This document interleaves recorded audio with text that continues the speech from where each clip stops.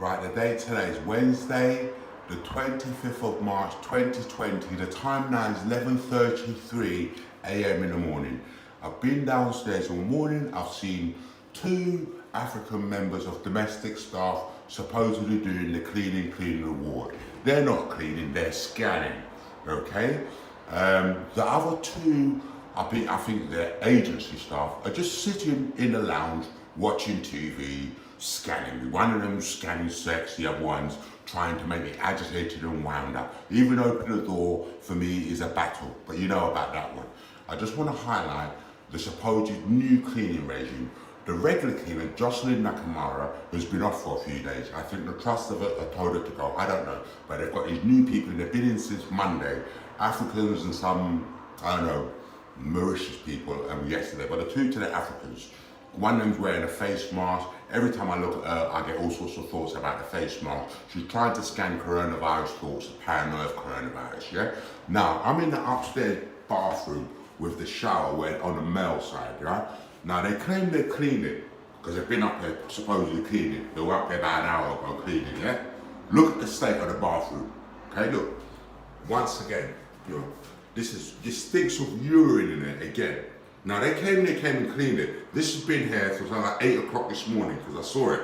And they've come and cleaned it, but they've not taken that away. Look, urine stained, look at that urine stain. I don't know if it's sheets, it stinks of urine there, but they claim they've cleaned it. This has been here from 8 o'clock this morning. It stunk of urine this morning. But yet they've cleaned up here, yeah? But it's still here, and it's still smelling in there, yeah? So that's that. Right, it's one of maybe the potent Leslie calls himself. I know him as Kofi. He's changed his name, whatever, I don't know. He was meant to infiltrate here and be my friend and try and set me. But there you go. He must have urinated himself at night. Instead of him taking it downstairs, he just dumped it here. Cleaning stuff, domestics have come, they've cleaned all around it and they've left it. There you go. Look. This is the bathroom, right? Look at this is the reference sheet they use to do their checks 3 or 4 times a day to say the place has been cleaned. And then look, let me shut the zoom in for you. So you can see how they take the piss out of the NHS. Look, you can see the names. The last one here, that's yesterday. So it ain't been done. It's meant to be done at 8 a.m, ain't been done. Alan, you know he's under their instruction too. It's not 2 o'clock yet. That's yesterday, so it ain't been done all day. Yeah, look, ain't been done, look. 24th, signed. It weren't clean that much. 25th is today. It's meant to be 8. Where's the signature 8 on the 25th? Now, next one's 2. So it stinks urine. Now look at the state of that bin. That's never been changed, never been cleaned. The floor's supposed to be mopped. The floor's been mopped, they said. Have you noticed there's not one coronavirus leaflet anywhere? Look. That's what's in. Please keep the toilets clean at all times. Ask the staff member if you need cleaning products. There's never really any cleaning products for the patients to use to clean up. I've had to purchase all my own. There's never, well, these lot are dirty. They need a scan to even know how to use the toilet. So they're not going to be able to get cleaning products. It's just left to whatever. Let me show you the Remember when I did this recording, I think it was a month ago, yeah? I said, I showed you the toilet brush, it had feces on it, yeah? Look, you can still see feces. Can you see it? Now, you see that kind of pink fluid? That's the cleaning products they provide under the NHS. So what's happened is, whoever's done the cleaning, the African staff, they've used that brush, cleaned the toilet bowl, yeah? Clean the toilet bowl and then put the brush back. At no point do they see feces there and clean that. This brush and bucket thing has been there from the very beginning. It's never been cleaned. It's never been changed. And this was meant to have been cleaned this morning, within an hour. Because you're cleaning downstairs all morning. Look, feces on it. I'm not going to touch that. This is the shower. This radiator is hot in it. It's hot, no matter what level you turn it to, it always stays the same temperature. It's always hot in there. If you don't open that window and you have a shower, you could pass out, it's so hot. This is the shower, look, this is the NHS shower. Look at it, I don't know what that is. There's a shower here, look. look at the, I don't know why. Someone will get, what's that?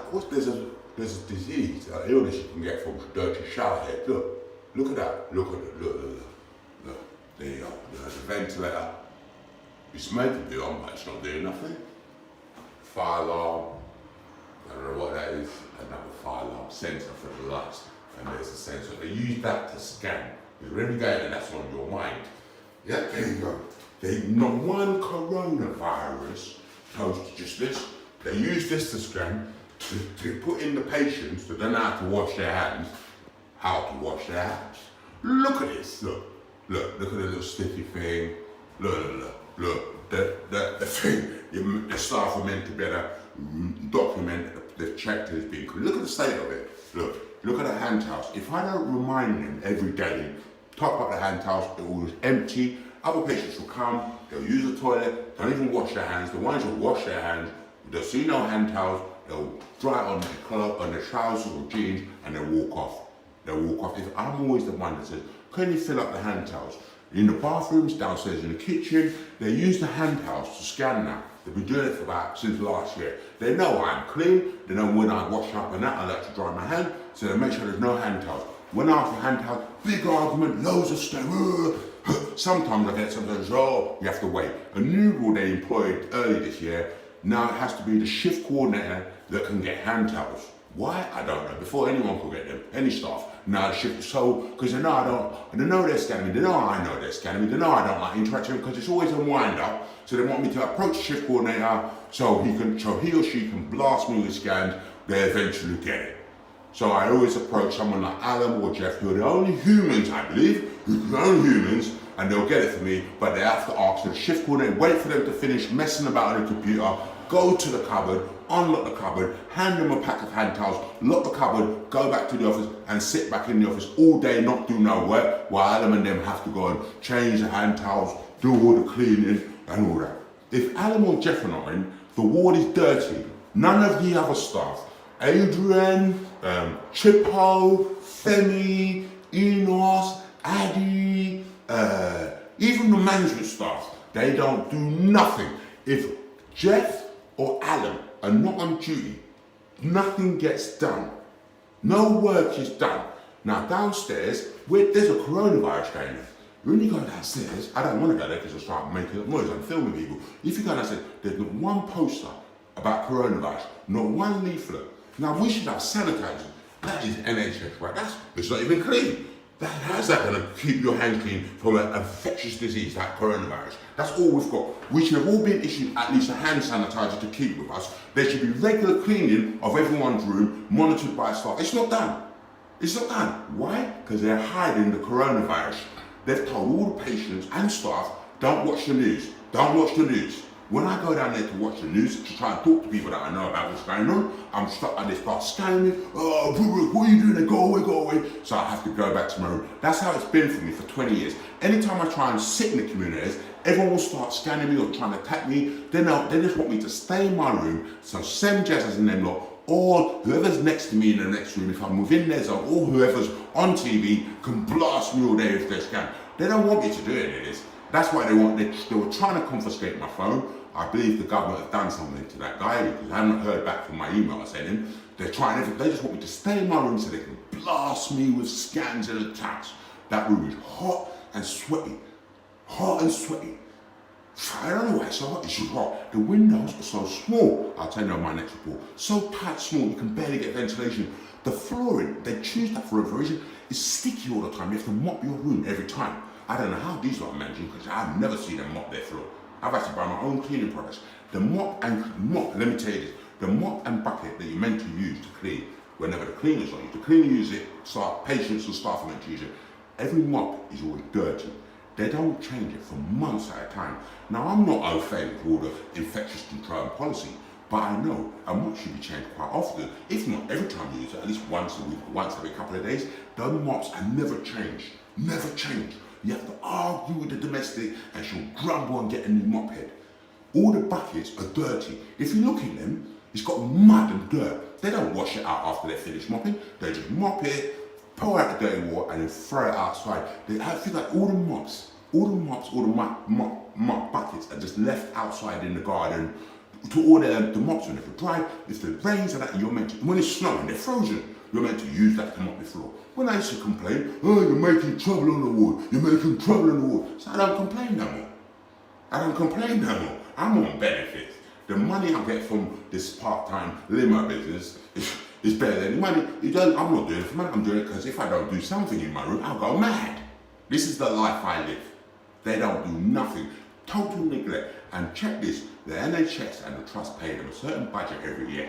If you check your record, you see they've claimed exactly the same budget every year, but there's nothing happening. There's no activities, there's no clean stuff. We should have had a meeting from infectious control from the trust telling everyone this serious virus, this is how you wash your hands, this is keep everything clean, the staff should have been there, management should have been there. Nothing's happened. You go outside, you see no one can go out, soon the military are going to be out, there's all the coronavirus, it's another world out there, in there, you think nothing's happening. If you didn't see it on the news, you think, well, nothing's happening. That's how they want it. That's how they do it in all these hospitals. When in the hospital, they cut you off from the outside world. Inside a ward or unit, it's another world. Everyone's getting scanned up. The scanners who can scan it, scanning each other. Everything's scanned. Remember when I told you in my previous report, when they were on locked wards, newspapers, the staff would review the newspaper first before they hand it to the patients. If something's on the TV they don't want you to know about, they can order you to turn it over or turn it off. So you're stuck in the ward, yeah? If you're still alive, you're stuck in the ward, you don't know what's going on outside. This is another ward, you're in there, doctors are abusing and scanning you, staff abusing and scanning you, patients are totally abusing and scanning you, extorting, manipulating your mind. This is what people live like in hospital.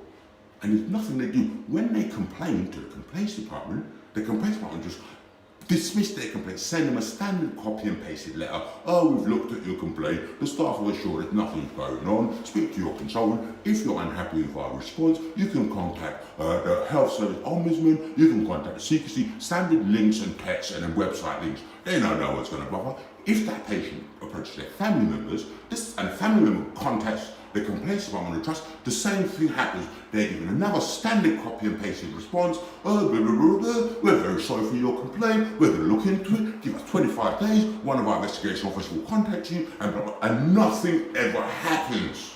This is how they do people. They are evil, wicked people. And as you know now, it's the end of them. Here's my statement. See you soon.